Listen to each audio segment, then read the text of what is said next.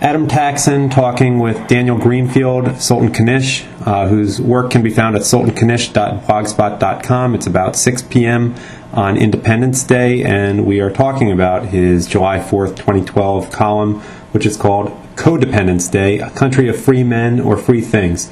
First of all, Daniel, I have to ask you, what kind of mood are you in this Independence Day? I'm finding it a little depressing myself, in part from having read your column.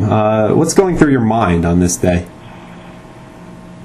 Well, it's a happy day in one sense. It's not a happy day in the other because, like a birthday, it reminds you that you exist. At the same time, it reminds you that you're mortal. In the case of the United States, it reminds us of what has been accomplished, but at the same time, it reminds us of what's at risk here.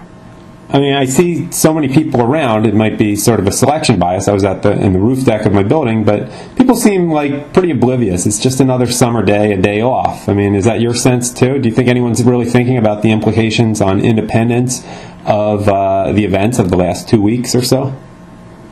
Not enough people for sure, but most American holidays have been watered down because the sense of history is where it's been.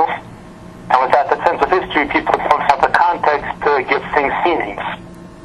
You talk a lot in your column about free riders and how they fit into the whole concept. Actually, before we even get to that, can you explain what you mean by Codependence Day?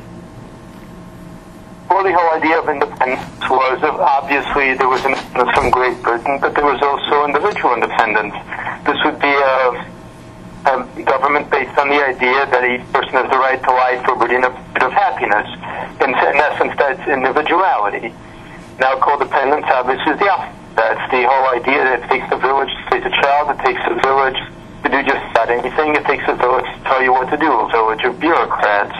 So you have everyone that is dependent on everybody else, everybody's entitlements are justified by the constant rising tax bills, and nothing can happen without 300 committees and without everybody being plugged into everybody else. And can you tell us how that relates to the whole concept of a country of free men or free things? So you can have a country of free men, which is a place where people are individually free, or you can have a country of free things, where these massive committees and bureaucracies and the enlightened elites will decide what kind of free things you get, as long as you trade in your free nation and individual freedom in exchange for all the free things. And also, can you elaborate on what you mean by free riders as a polite version of the Soviet Union's parasites? Free riders is the whole argument for the mandate. The idea being that people who don't buy health insurance are actually getting health care for free, and they're free riders on the entire system, and as such, taxing them, forcing them to pay a penalty, forcing them to buy insurance is a way to make things fair. It's another way of making everybody pay their fair share, which is the driving obsession of a system that is constantly hungry for money because their entire financial scam can't actually be balanced out. Finally, since some people may get this a little earlier than they get the audio version of your columns, we're ahead of the game here more than usual, people may hear this before they go out and see fireworks tonight. What would you like people to be thinking about as they do the typical celebration of the 4th of July? If you could give them a charge, what would it be? It's not just a holiday, it's not just a fireworks display, it's a reminder that we are here, and that we're only going to remain here for as long as we keep fighting for independence. Independence is not a one-time thing. It's not something we did a few hundred years ago.